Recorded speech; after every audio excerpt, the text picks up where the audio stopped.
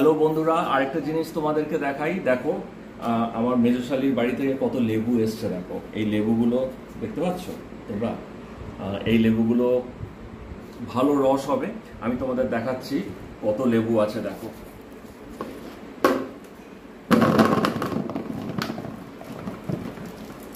দেখো একটা চলে গেল ওইদিকে। ও এবার তো কলাও আছে, কলাটাকে আলাদা রাখছি। দেখো কত লেবু, এটা পুরো বাজার হাট বসে গেছে, তাই না?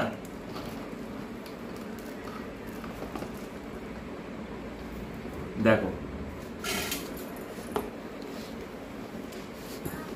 সব এক জায়গায় রাখবো।